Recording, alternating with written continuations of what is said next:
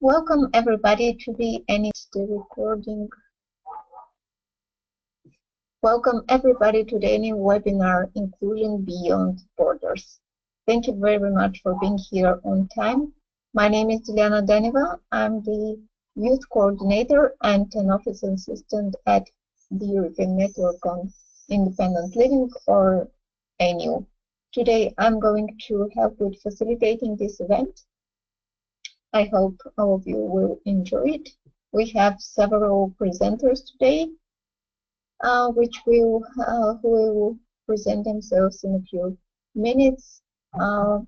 Interestingly, they were participants of the study session on intercultural learning that took place in Strasbourg between 28th of May and the 4th of June. So they are going to present what they actually did during the study session, so that those of you who were interested in the topic but couldn't get a place for Strasbourg due to limited places will be able to know more on this topic. Also, one of the trainers of the study session is here. This is my colleague Frank Sion, who is ENIL's Advocacy Officer. Thank you very much for being here and for presenting this webinar. If you want to ask a question or make a comment, please click on the hand icon in the webinar panel, which you should be able to see. Then I will unmute your microphone. For the moment, all microphones are muted because there are too many of us, and we risk to have noise disruption if all microphones are on. So at the moment we don't hear you. But if you want to ask a question, please click on the hand icon and I can unmute you. Otherwise, we'll have at the end of the session time for questions and answers, time for a discussion. So don't worry, we'll have the time to speak, although of course it's not obligatory. So first I'm going to give the floor to the presenters who I would ask to just very quickly present themselves, their name, where they come from, and what they're going to present today. So first, you have muted yourself. Please unmute your microphones, and I would give the floor to Nick, who is okay. Nick is not here, so Beyza, can you hear us, Beyza? Yeah, I can hear you. Can you hear me? Yes, we can hear you very well. Great. So my name is Beyza, and I'm from Turkey, and I'm a clinical psychologist and a PhD student in clinical psychology. And I'm a member of the Association of Women with Disabilities in Turkey. And I applied to Inclusion Culture Study session because I think that inclusion is really important for the job we are doing here to ensure the participation of individuals in the society. And I wanted to better understand this concept through experiencing it in an inclusive and multicultural environment. Yeah, that's all. Thank you. Thank you very much, Beyza.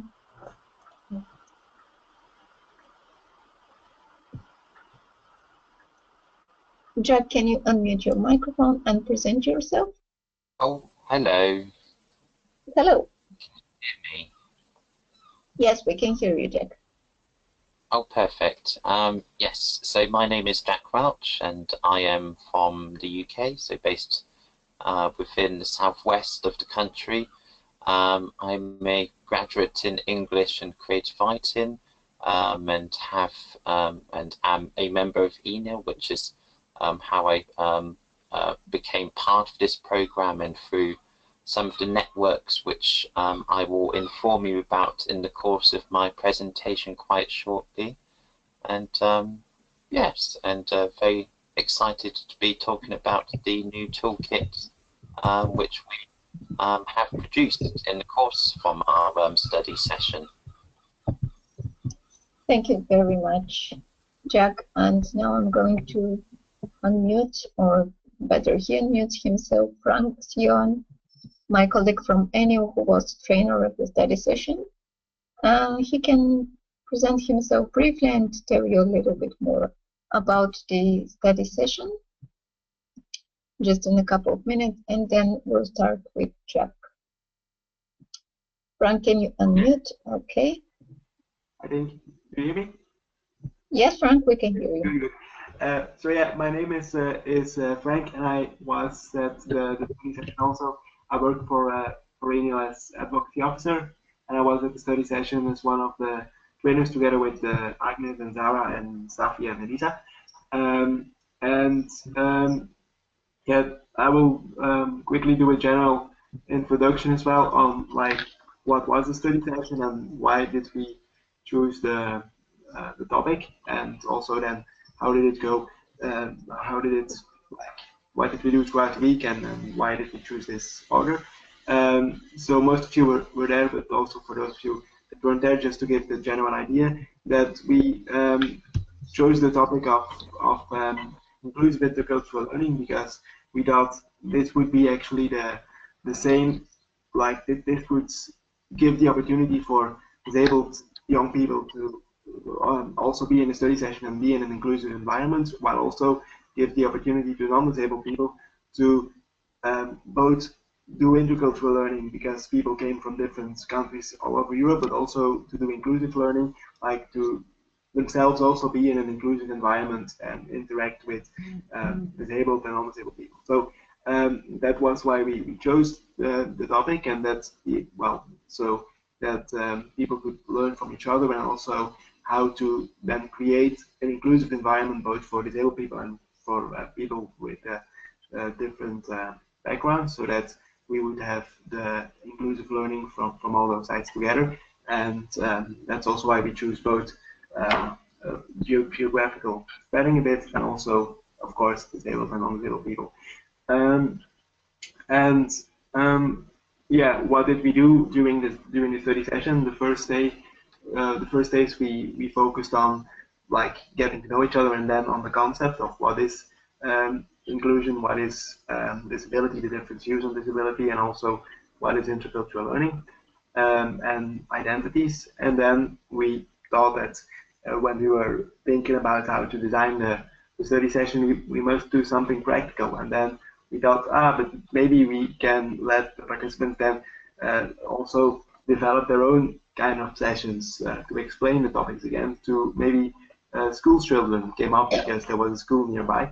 And then we thought, yeah, let's do it. Let's do this, and let's create a sort of a workshop approach, which we did, and which was quite challenging also because there was a bit of a language barrier there. But I think in the end it went well, and it was a good both for us and also I think for the participants a good learning experience, how to organize it and how to do it. So I think it went well, and it was both fun, and we learned a lot from it. And also another part of the practical activity was to make both for ENIL and for ESN some kind of a toolkit or a booklet about inclusive intercultural learning, which then could be used to put on the websites and spread in the networks.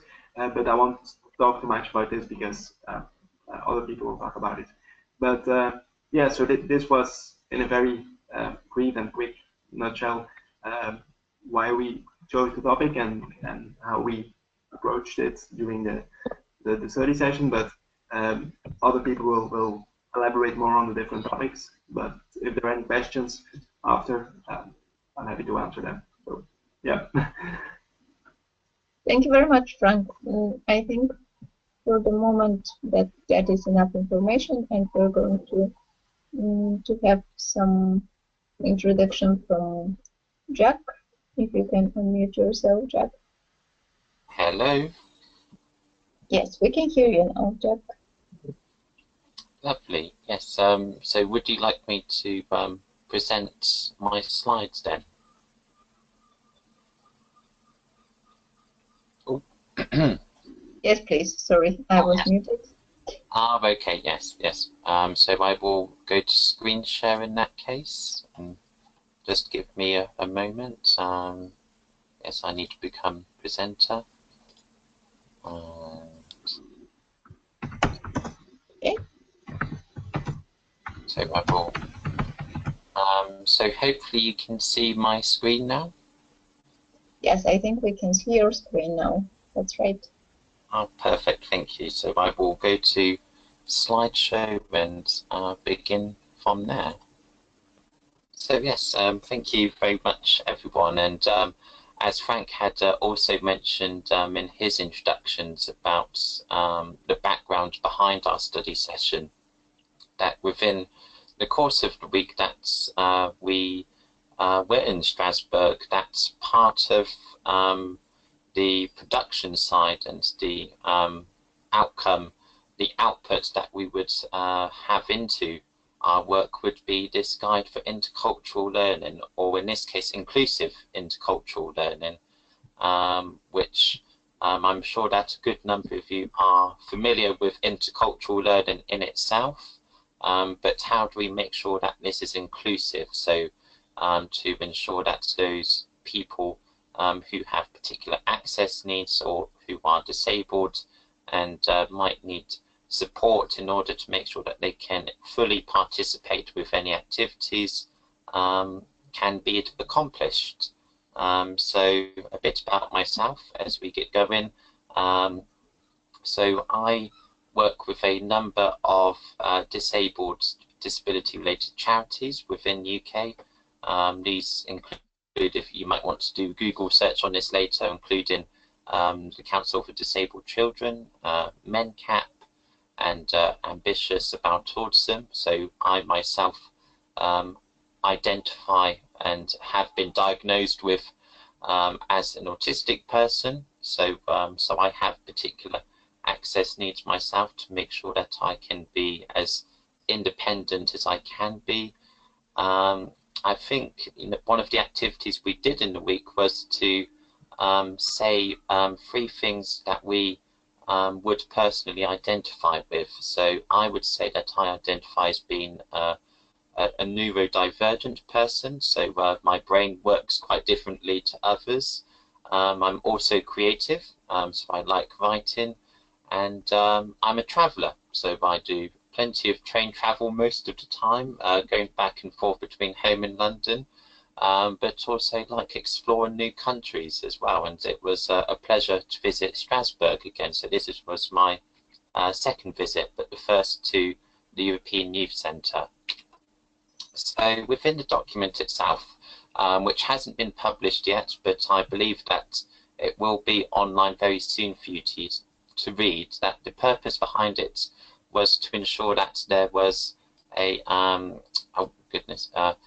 yes, to prove that the viability of sessions like this could actually work, and to say that within the contents itself, that to prove that diverse networks of young people could work together, and that learning from each other would be is entirely feasible, so that there are more strengths and advantages from having an inclusive form of participating as opposed to segregated groups, in which case one of the case studies within that will be the study session itself, which we believe, and I hope most of the other participants from that week as well will also agree, that it was a very successful experience for people of all mixed abilities.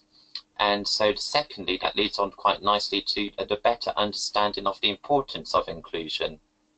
And while we have a good understanding of what intercultural learning might be, when we participate within exchanges like this, whether you are a member of ESN or ENIL, and meeting with people from different cultures and countries and a variety of backgrounds, that inclusion is something that is a constant process, which was drummed into us in the course of the week, that there is no final solution to inclusion, that there is no end goal as such, that it's always constant, and we are frequently learning to make sure that we are accessible as we can be.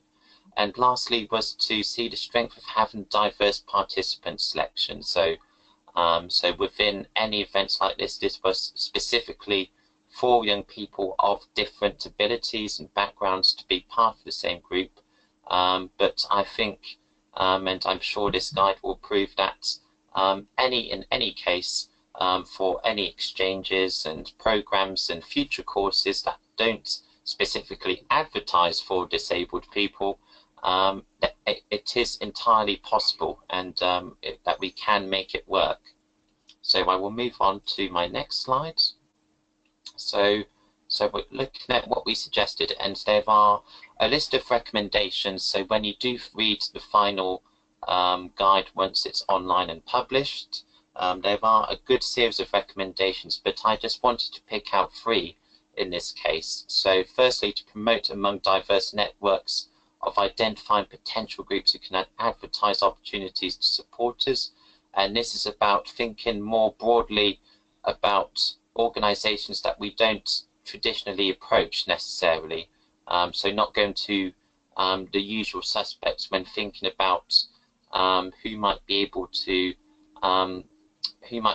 advertise an opportunity like a study session or an exchange project to young people who might just be from the backgrounds and the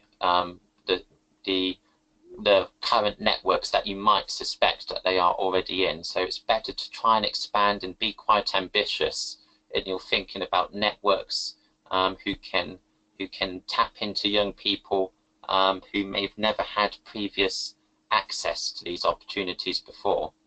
To take into account the different ways of participation.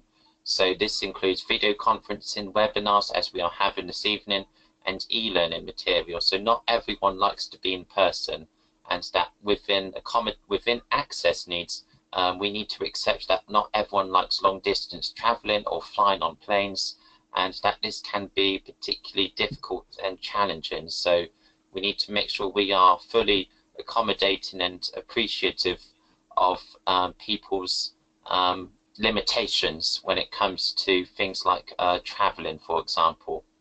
And lastly, to collaborate with partners who have different experience and can help to accommodate all access needs. So this might be work. So within this study session, we had both ESN and ENIL, and ENIL brought in a lot of that understanding and experience about how we can accommodate people's needs, and having those partnerships with individuals or groups who know how to accommodate and support those individuals will produce much better outcomes in the long run, as opposed to just trying to guess what the access needs might entail, because there are quite a good various different kind of needs out there which you may not always be able to estimate.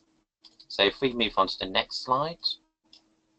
And so it's trying to make the case, so it's overcoming the barriers, to challenge attitudes and to really broaden the outreach. So thinking about really the kind of issues that some young people face when it's whether it be in traveling or communication, or just simply the physical building itself, that there are various ways in which we can overcome preconceptions and attitudes that disabled people and those who might have certain access needs can't participate. So this guide sets out the very reason why we need to change our approach and understanding of widening that field and to make it much more diverse, I would probably say. So lastly, what I will personally take away myself. So as you can see here are a selection of photographs from my time in taking part in the course, and I think most importantly for me is taking away the knowledge that that these kinds of programs can work very effectively, and it gives me hope that within inclusive groups that have people of all abilities and interests, and even, and of course, languages and cultures, that that they can be very successful and can produce outcomes in which we may not necessarily have anticipated from the beginning. So I was thinking that there may be more issues and challenges to think about when we are supporting people who do have those needs, and those needs include those who aren't necessarily disabled. But I think what I take away is that it's made me much more determined now to ensure that within the UK itself we have a much greater, wider set of opportunities that young people from any background or who have any kind of condition or disability, that they are not limited to exclude themselves from participating from any kind of projects that they might wish to. So it's given me a lot of encouragement, I say, from being part of the study session, and that is my presentation. So thank you very much. Thank you very much, Jack. That was interesting for me also to hear, because I was not in Strasbourg, so you gave us quite a good insight into what you did. I don't see Nick now. Do we have Nick here? No. So I'm going to try to unmute now Eva. So Eva, just a second, I need to unmute you. So the system says that you are self-muted. Maybe you can try. Okay. No. Can you hear me? Yes, we can hear you now, Eva. Hey everyone. I would like to say hello to the participants of the webinar. My name is Eva. I'm from Armenia, and I'm actually working in the finance sector, but besides my professional work, I'm also a youth worker and an active member of one of the biggest European youth networks, which is the European Youth Parliament. This is a unique educational program which brings together young people from all over Europe to discuss current topics in a parliamentary setting. So I'm honestly very happy and excited to have a chance to be a part of this webinar and share with you the knowledge and experience I got throughout the week of the study session. So now I'd like to show you a presentation. I will turn the screenshot mode. Just a second. Eva, do you want to show it by yourself? Yep. Okay, or in case you can help me with this, that would be awesome. But okay, I just made you a presenter so we can see your screen now. You can change the slides according to your face. Can you see my slides now or not? No? Not yet. No. You need to share your screen. My screen? No? Yes, we can see it now. Okay, great. So now we can see it. Yes. So today I'm going to present you two very common concepts. These are the inclusion and integration. And these are the concepts which we discussed a lot, many times during our study session in Strasbourg, since the main objective of this study session was to find ways of fostering inclusion in our society. So there is controversy and many questions about integration and inclusion. And these key questions are actually the following. What do we mean by integration and inclusion? And what are the advantages and disadvantages of each approach? So inclusion is not the same as integration. Inclusion is often confused with integration. So knowing these differences can actually help us to advocate for an inclusive environment. that will help all people with disabilities to learn. So we'll start from the first concept, which is the inclusion. What is actually the inclusion? Inclusion is an approach that understands and encourages people to be different. Being inclusive means listening, being open to change, and working with who you have got. As you may notice from the following picture, it perfectly demonstrates the concept of inclusion. To better understand the term, I have decided to consider them in an educational setting. So inclusion is like a 100% placement in general education when we want to consider the concept in an educational structure, and must be about making the system adapt to the needs of each student.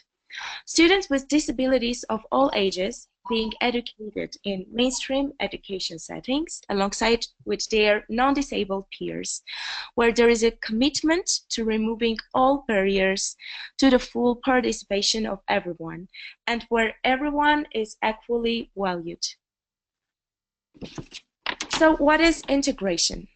Let's quickly move to the next concept. Integration is actually allowing somebody into an activity, but not necessarily doing and making adaptations to their needs. Integration expects everyone to fit in how the things currently work. When we want to consider the integration in an educational setting, it is when actually the integration requires to adjust to an educational system. For example, students with disabilities, they are educated partially in a special educational program, and students with disabilities, they are being placed in mainstream educational setting with some adaptation and resources. But the thing is that they should fit in the pre-existing conditions, so their needs are not taken into account. So these are the two concepts that I wanted to share and present today. And now I would like to proceed to the point what I actually took from this study session. Actually, the participation in the study session was a big challenge for me because I have participated in many international programs, but being involved in the one within the mixed ability groups was my first experience. And I had really many fears, but I can say that this was my best experience I've ever had, the best international experience, because it was really very interesting to get acquainted with so many unique individuals and to share with them the knowledge, and also to gain a lot of experience and knowledge from them. Also, what I took is a better understanding of what is inclusion, what is integration, what is segregation, and other interrelated terms, and their differences. As well as we had a unique chance to make group presentations. We were assigned to make group activity in a teams. We were assigned some topics, and we did a small workshop for the students from the high schools. Me personally, I think that you only understand a particular term when you put it into practice. So this was a very interesting activity because it actually allowed us to put into practice the knowledge we gained from the study session, and also to see ourselves as trainers. So thank you very much for your attention. As you may notice, I actually didn't tackle the part of the advantages and disadvantages because I really look forward to having some discussions at the end, and I really very much looking forward to having a fruitful discussion at the end of this webinar. And thank you very much again. And now I would like to give the floor to the next presenter. Thank you. Thank you very much. Thank you, Eva. Now I'm going to give the microphone to Jack, who is going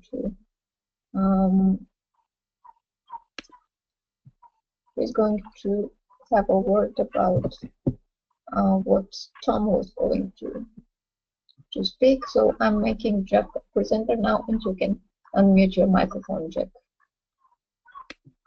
because you're self-muted. Oh, yes. Yeah, yes, we can hear you now. Yeah.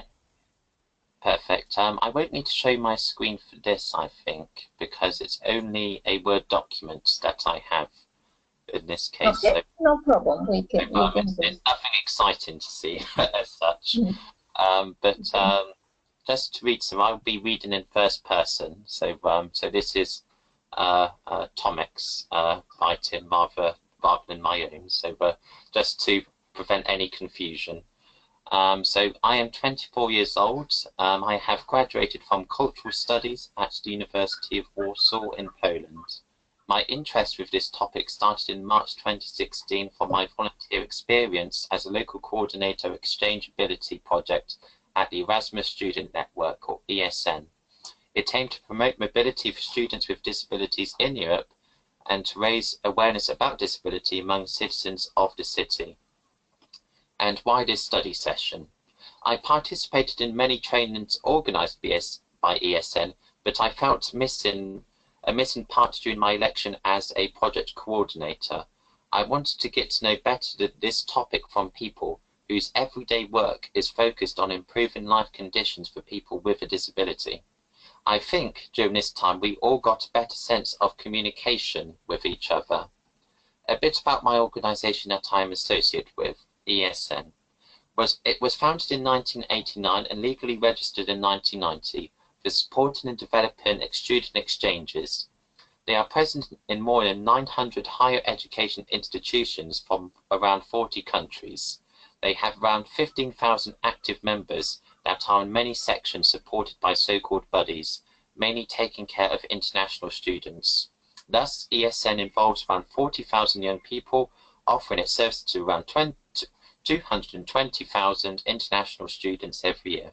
In 2010, a consortium composed by UNICA, ESN, and Erasmus Hogeschool Brussels, University of Cyprus, pardon my pronunciation, Tallinn University of Technology, Ivruts, Lawrence University Budapest, Comenius University Bratislava set up a project that aims to ensure students with disabilities to participate more fully in exchange programs.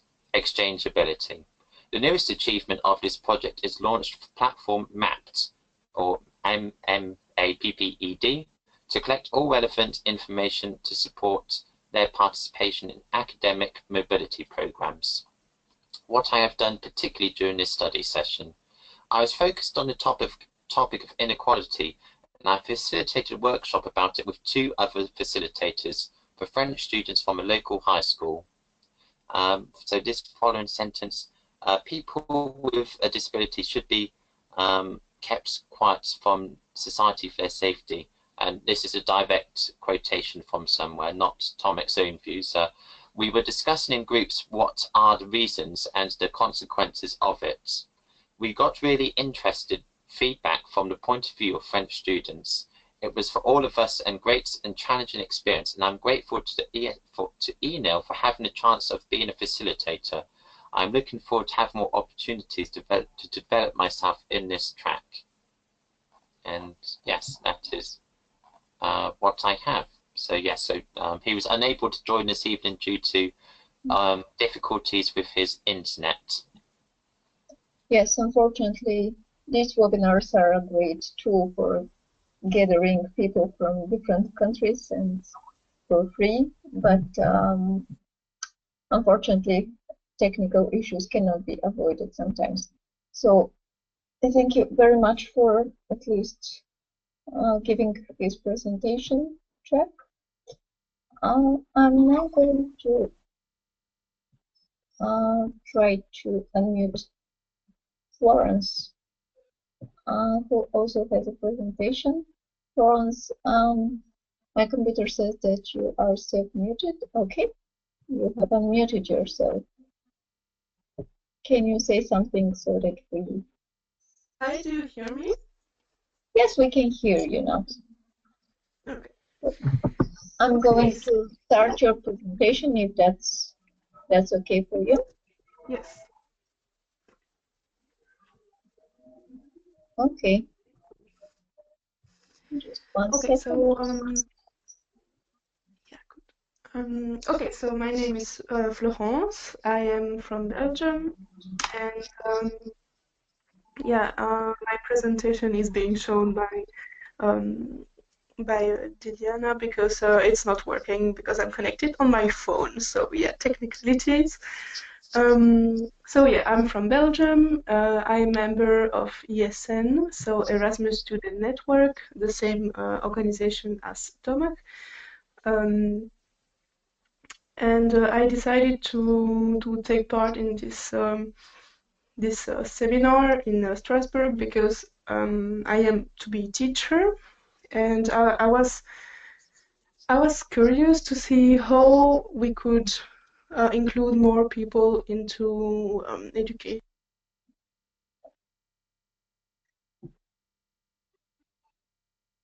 We lost you, Florence. Can you hear us? Yes, do you hear me now? Yes, we can hear you. Okay. I think I muted myself by error.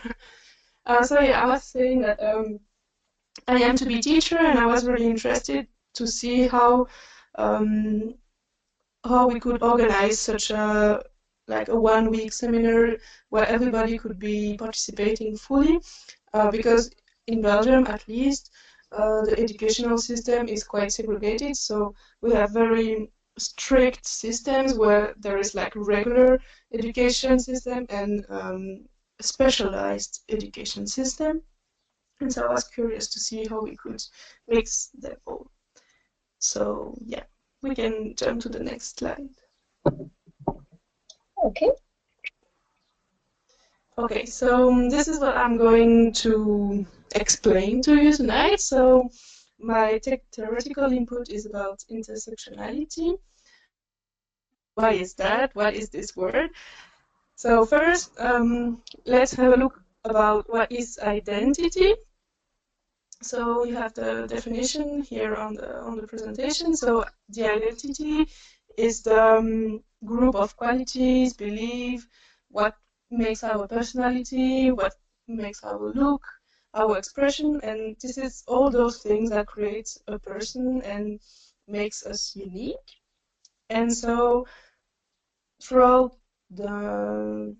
times there was different conceptions of identity and identities, and how people could have only one or different identities. So as you can see, at first we thought that there was only one identity and that everybody only had one identity only. So this is the little graph that you have down there. Then this conception changed, and it was accepted that we could have more than one identity, maybe 2, 3 more, but those identities were not really interactive, and it was either like in the certain context you were wearing one identity, and in another context you were using another identity, but it was not really connected together. But finally, and this is where intersectionality comes in, so this idea developed that there is a combination of different levels of identities, and that those identities connect to each other and cross each other, and this is where the section intersectionality comes in. So each identity would be a section that connects and cross each other. So we have the inter, and as you can see on the graph, each line would be one identity of ours. Those are crossing, and this is what you see with the green circle. So this point where everything connects, let's say, is you, and what makes your personality what it is, and this is your personal identity that defines you and who you are. Yeah, feel free to ask questions if it's not like clear enough, because it's quite visual. So if my oral explanation is not good enough, please ask. Yeah, so we can. This is all for me. So I can maybe talk a bit about what I took away from the session. So I have to admit that at first I was a bit curious about all those access needs, and for me it was a very strange concept because I didn't understand like the different needs that people could have. For me it was only about you know, having ramps for wheelchair users, or taking care of vegetarian diets and stuff like that. And so I was really glad to understand that. And so now I mean, I am less judgmental when some people have a behavior that sounds maybe strange to me and that I don't understand directly. But now I can understand that this is because they have a special need, they have something that needs to be taken care of, and this is not just because they feel like doing something different, and I mean, it's justified in some way, because before maybe I was judgmental, or maybe I couldn't understand what they needed, and so it was a bit scary also for me. Now it's not as scary or bizarre. So yeah, I guess I gained a lot of open-mindedness. And it's true that I was really glad to see the different techniques that the trainers could use with so we were having the sessions like all together in a circle, speaking to each other. But then there was staff who took notes, and those notes were projected on screen, so people who had difficulties to hear or to keep concentrated only on oral expression could read, and it was easier for them.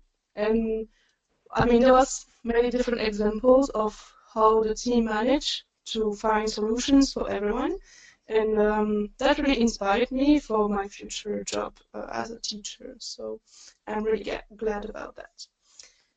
So yeah, this is what I got. So I will hand over the floor, and thank you for being there and for your attention.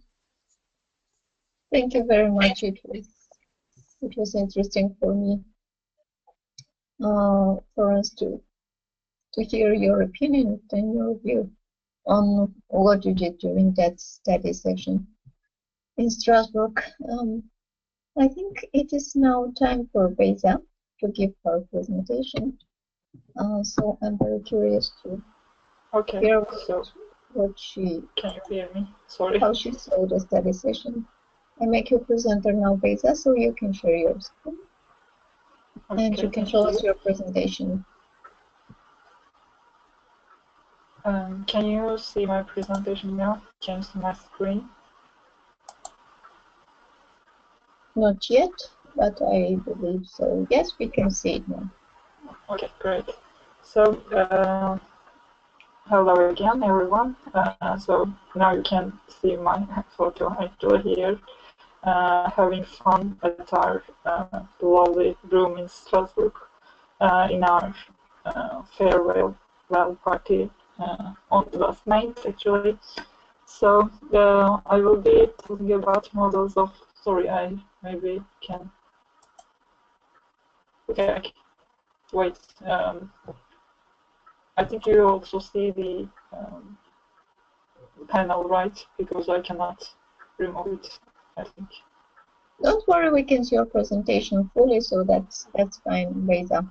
Oh, okay, then great. So I will talk about different models of disability, and actually probably you are hearing, or you will be hearing these concepts in many discussions about disability, because these are the ways of looking at disability and people with disabilities. And this is actually the core of disability studies.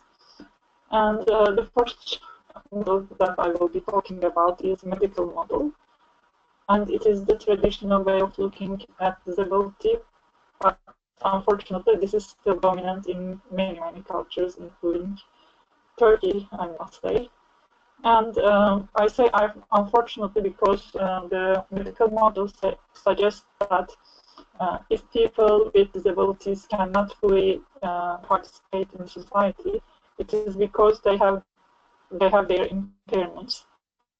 The problem is in the individual for this model, and because of this view, the medical model focuses on curing, changing, or adapting the individual to the society for inclusion. And if they cannot be completely adjusted or others want, it's a personal tragedy or a personal problem. And moreover, within this model, people with disabilities have no control over their own lives, and they are categorized based on the information about their impairments. So kind of viewing results in labeling and segregation of people with disabilities. So as you can understand, it is not a good way of looking at disability. And one is charity model. And within this model, people with disabilities are seen as objects of pity. So the problem is again disabilities within charity model, and other people try to help them actually without changing the disabling structures or attitudes in society, because they think that people with disabilities are dependent and unable to participate in the society. Their impairments are put in public space to make others feel sorry and give money to the charity. And another side of charity model is inspiration porn, and it is called porn because in this type of approach, disabled people are used for the sake of others. Like they are shown as people doing extraordinary things in spite of their disabilities to make others feel inspired and grateful for their lives. As you can see, here is again disabled people are not seen as individuals, unlike the blood country, which is social model of disability. And this view is a reaction to the other models that I have presented until now from disabled people around the world. And the social model says that the reason why people with disabilities cannot fully part into society is the physical, attitudinal, and organizational barriers in the society. And therefore, what needs to be done for inclusion is to remove the barriers by taking on the access needs of individuals to ensure inclusion, actually. Moreover, within the social model, people with disabilities are acknowledged as independent individuals, and they have the opportunities to fully participate in society or to make free choices about their own lives, such as having education, working, living, living wherever they want with or whoever they want with, and so on. So these are some introductory, actually, information about models of disease, and I would like to summarize each model in one picture, actually. So here you can see a drawing of a person who uses a wheelchair, and this person is in front of stairs, and there is a sign showing the stairs saying that way in, everyone welcome, but the person is the person in wheelchair is not welcome because yeah, let's see why. How models explain this situation, actually. The medical models, you can't get inside because you can't walk, so the problem is you. And the charity model says, actually, these are my wordings. I think charity model would say, oh, poor you, let me carry you upstairs, and by the way, here is some money for you. And the social model would say, here so that you can get inside independently as everyone else. So yes, actually this is the end of my presentation, but I would like to also talk about what I took away from this study session. And it was a really nice experience for me to be around many people who have both have or doesn't have disabilities, but really interested in building an inclusive environment, and this was really enjoying and experience for me. And I really learned a lot from everyone, and I also was really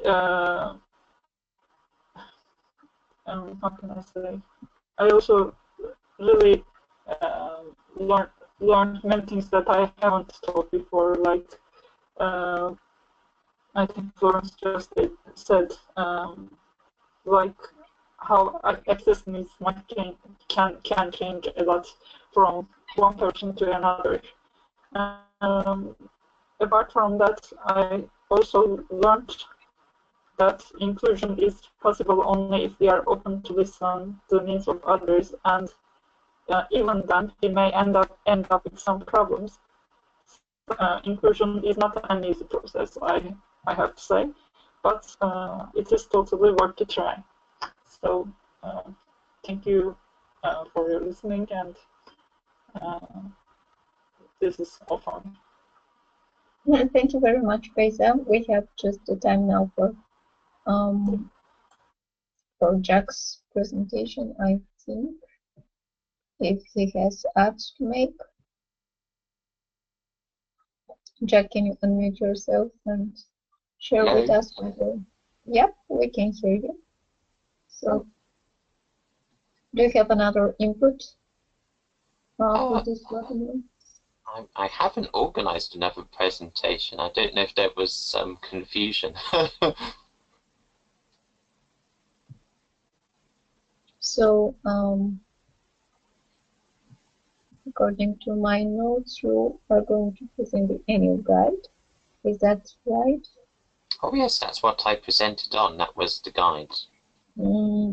Yeah. Okay. So we had to have another presentation from a participant called Holly, but unfortunately she experiences some access problems with the platform. This is something that we have contacted the webinar organizers about, but unfortunately no solution has been found so far. So I think we don't have other presenters at the moment, and I'm going to open the floor for any questions that might have arisen during your presentations.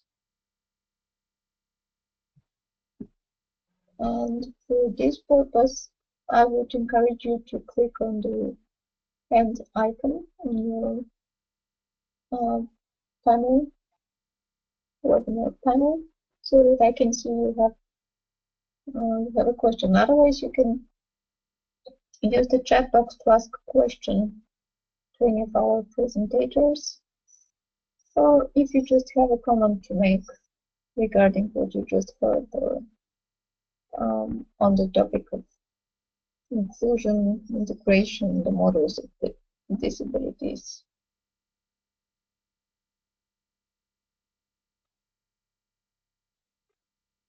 Don't be shy, guys. That's your time to communicate with people from around 10 countries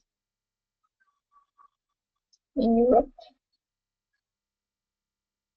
This is your chance to have a discussion with everybody. So if you if you're wondering how the study session went or about the personal or working experience of some of our presenters, you can do that. I can see a question from Camille from Greece. Thank you. Thank you very much, Camille. I'm going to read out loud your question or your comment. Camille says, thanks everyone for the great presentations. I participated also in an annual mixed ability study session in November, co-organized with another organization. So I know it's a unique experience. You brought me memories. By the way, I'm curious, how inclusive is the European Youth Parliament? Thanks, Camille. Frank, do you want to answer that question by Camille?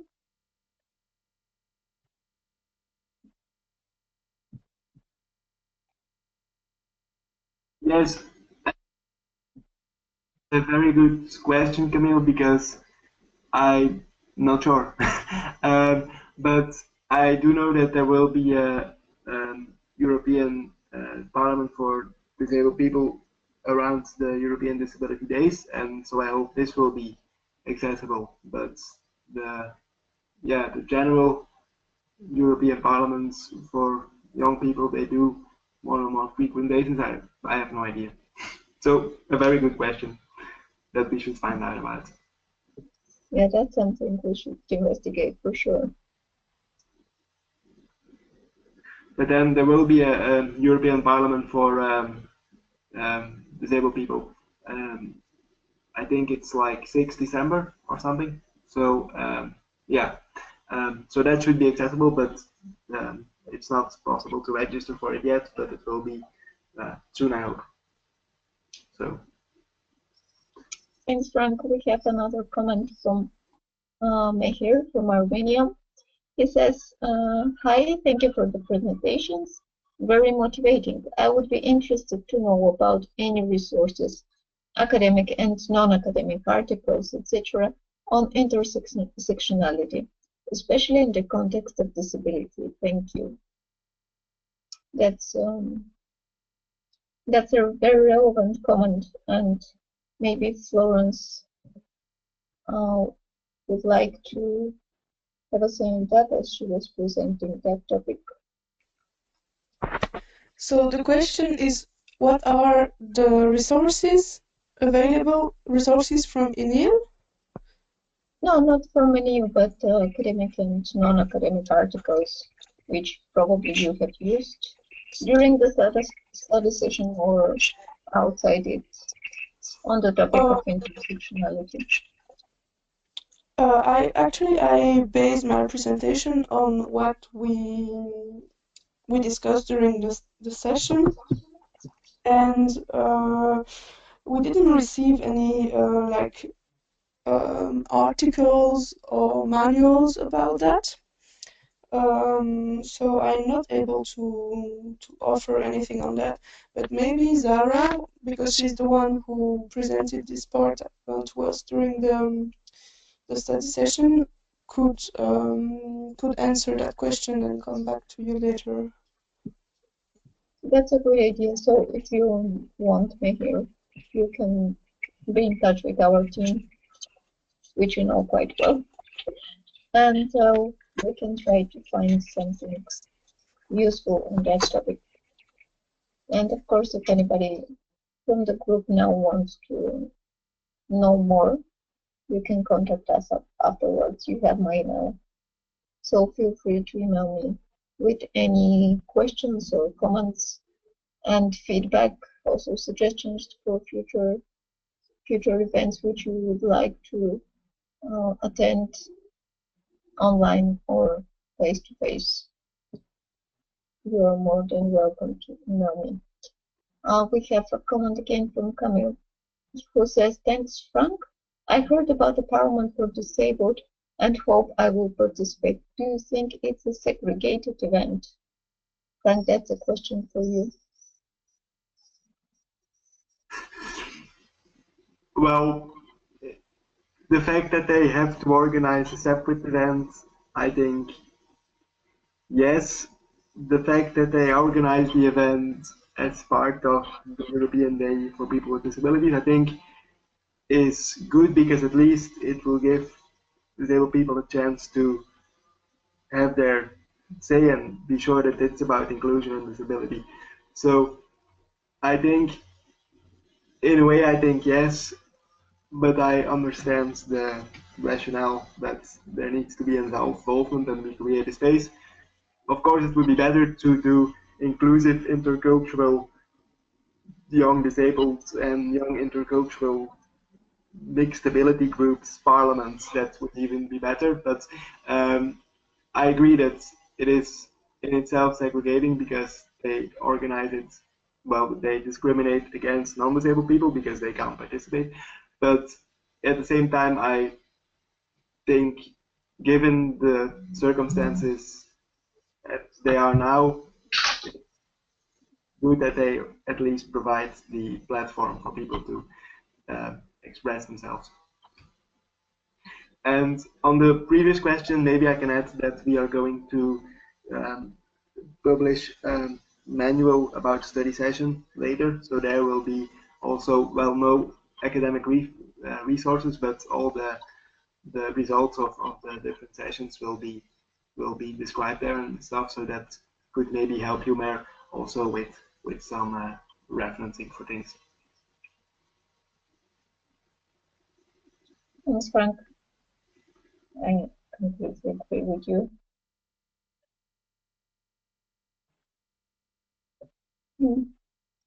Are there any other questions from the group? We have a raised hand from Bethany, and now you are unmuted. Thank you. Hi, my name is Bethany. I'm really wanted to ask a question about how deep the discussion went about how to create inclusive, particularly inclusive learning environments, whilst also ensuring that a whole spectrum of needs and abilities are met at the same time. How deep did that discussion go?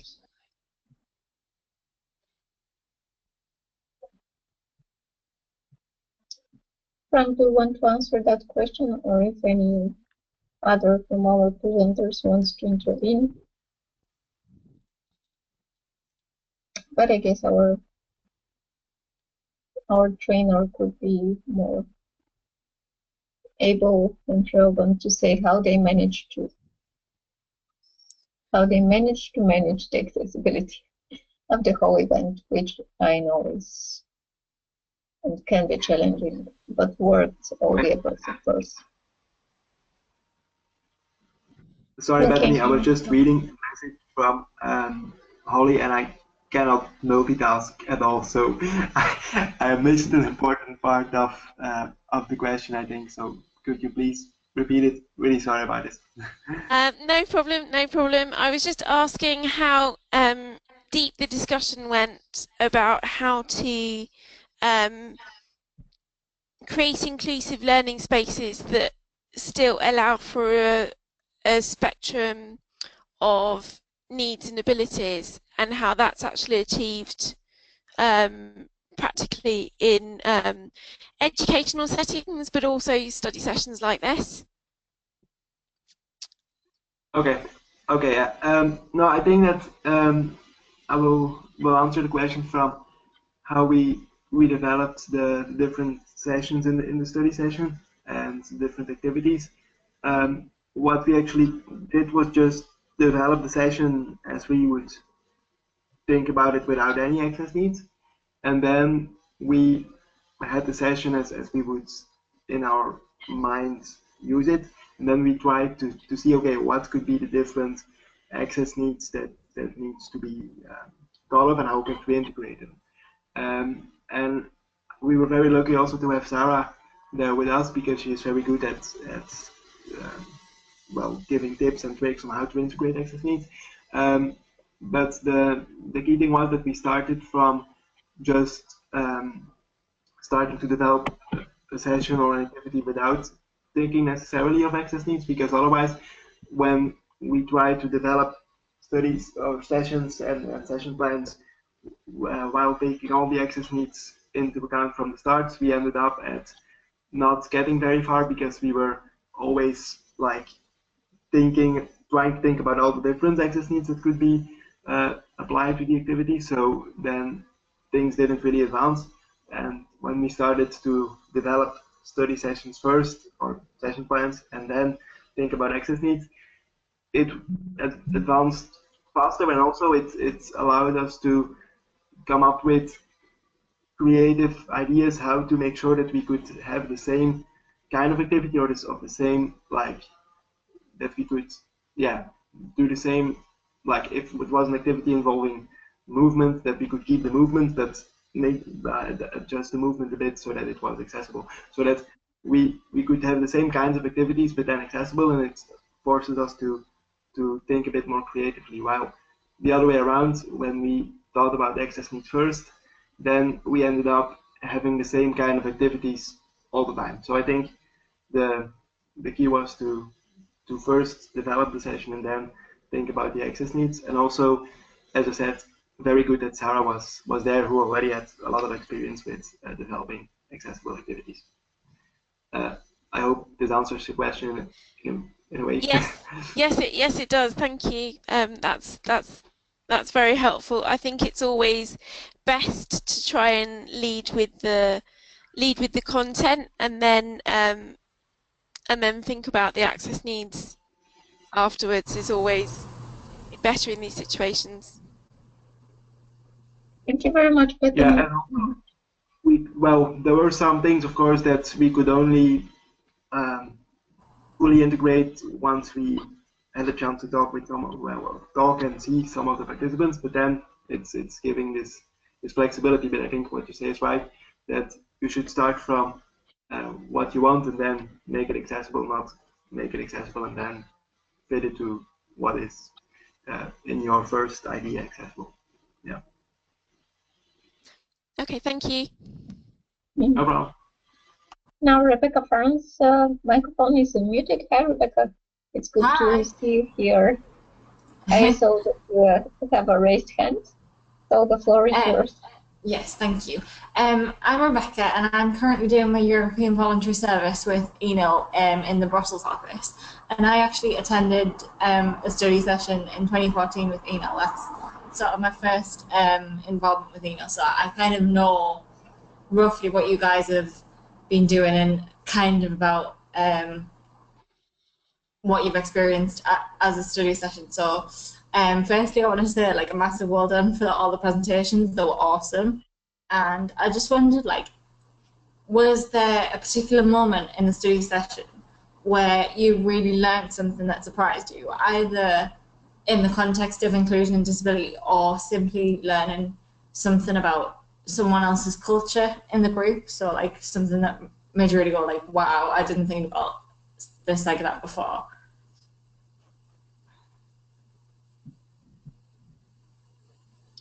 Thanks, Rebecca. So who does want to answer that question?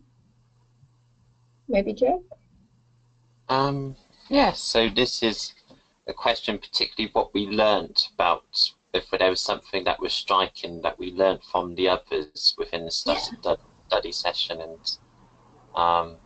and something that had surprised us in the course of the week. I think in some respects it comes back to language, because in the session itself we were assigned buddies within each partnership, and so we were it was randomly allocated, essentially, that we were given particular buddies. And I remember, well, Florence was my own buddy actually as well. So we had, we were, some of our activities involved discussions, quite in-depth discussions with our buddies. And I think one of the things that always surprises me is about some of the language factors, about how in some cases that what we would define as quite perhaps perhaps problematic language within this country, for example, is quite different in another part of Europe. So, for example, like the word nationalist, for example, that it isn't necessarily issue that if in Florence's case that she would perhaps, if she were happy to define herself as a proud nationalist in Belgium, that it's not seen as such a predicament in that sense, or something that that has to be seen as something quite worrying. Whereas in the case of the UK, that the nationalist phrase has quite negative connotations because of the political environment and context, and of course, and some of the literature as well was still using quite, is still happy to use quite racist language. That, you know, some of the Agatha Christie novels, for example, I remember from one of the conversations had still used the original title, which had a racist or a very offensive word in the UK that we simply would not use anymore. So it always fascinates me that, you know, this isn't specifically about inclusion as such, but more about, you know, some cultural differences that we might have, and our interpretation of language is always very different. So I think that's, you know, that's always what I take away, but and what I, you know, from that conversation, what I do remember from that week. But I think, yeah, there was plenty to go on from the various challenges that each of our countries faced, and it was, yeah, all very informative discussions. Yeah, sounds good.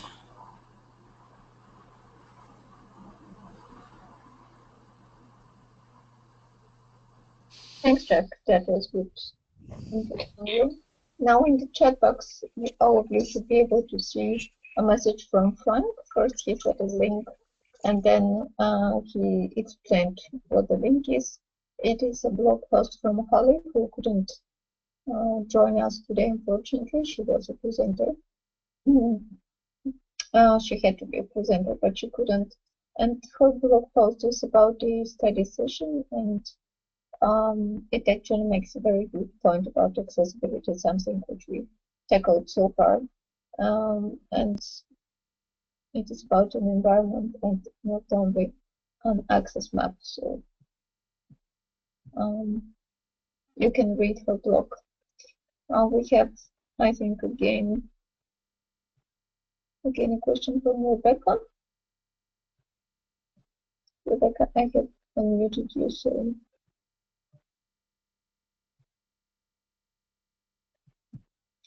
let me see if you are.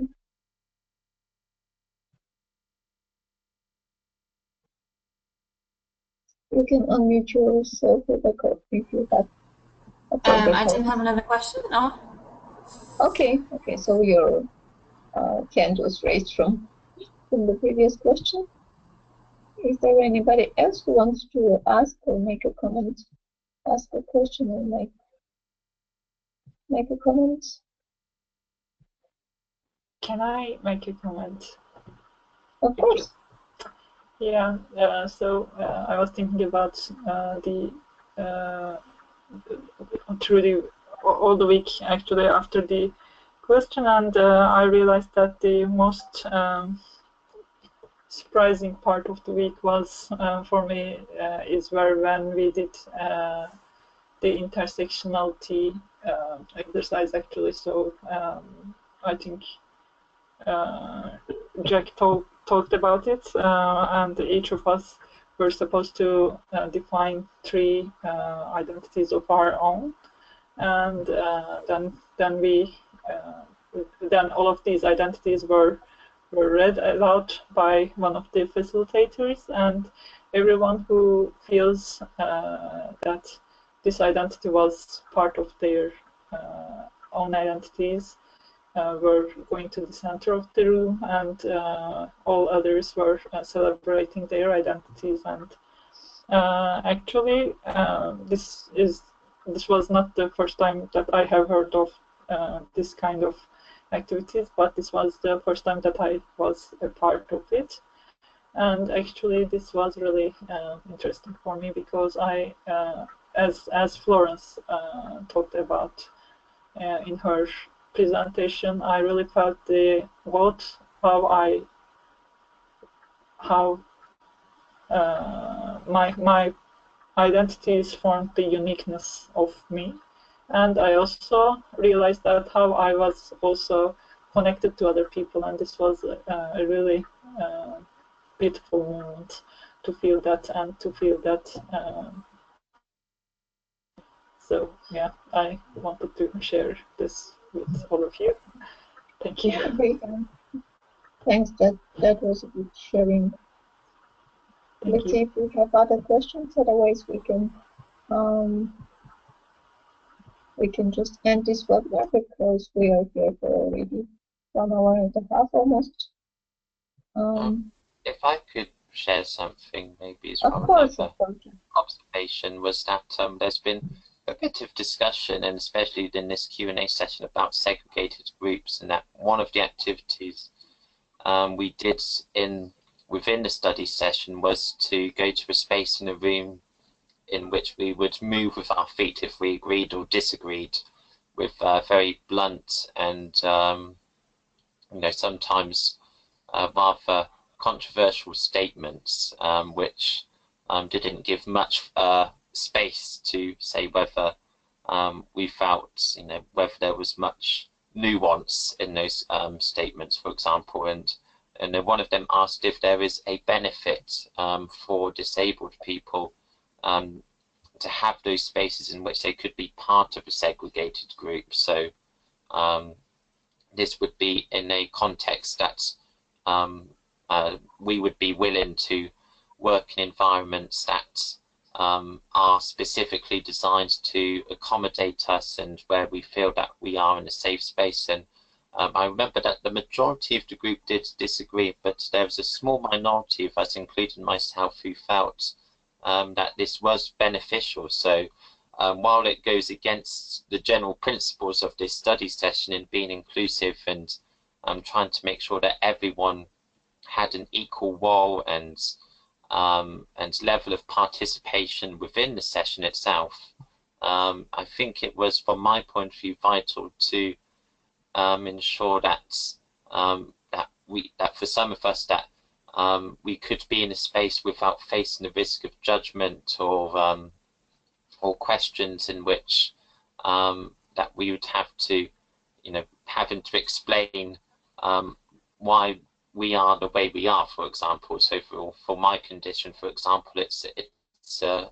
hidden condition, and some of my behaviors or actions sometimes might be quite unusual, but within a space where other people have can identify and understand that reasoning and why I might behave the way I do on occasion, then it doesn't necessarily need justifying or to be constantly explained. And I think because many disabled people are oppressed, including in the UK as well, that no European country has got disability rights completely correct or in a way that is a perfect ideal within society. But so it's vital to have those areas in which we can, as well as having an inclusive environment where we all work together,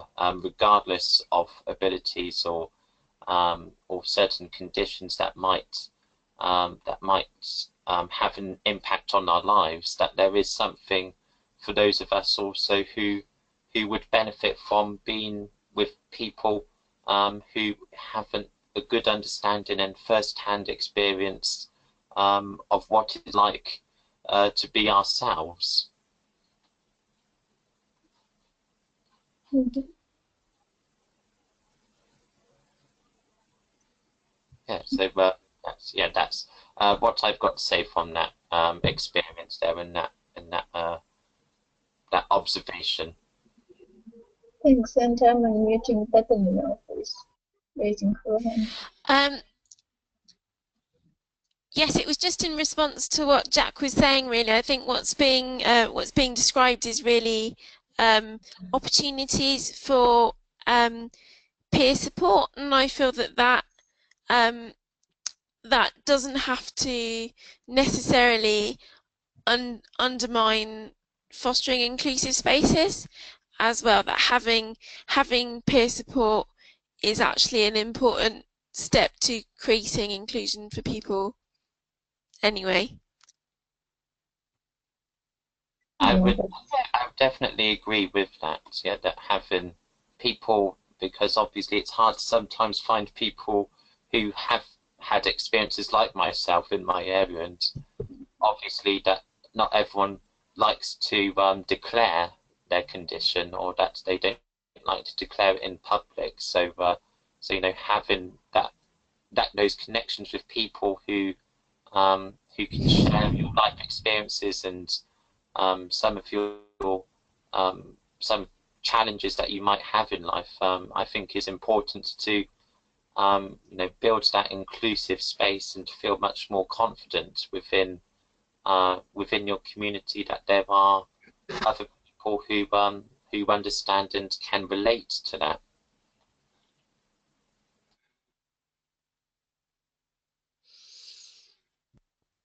Thanks a lot. We've been together for some time, and I would encourage everybody to send any other questions they have on my email, and also, as I said earlier, feedback, comments, or anything is more than welcome.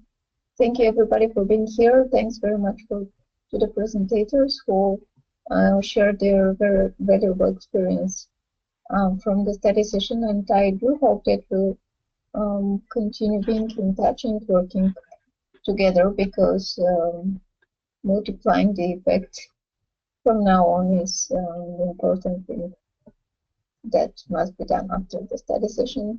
So thanks, everybody. Thanks a lot. Thanks a lot. Have a nice evening, and keep an eye on ENIL's social media channels and our website. Good night. Bye-bye, everybody. Thank you. Good night. Thank Good night, you. everyone. Thank you. Bye. Bye, thanks again.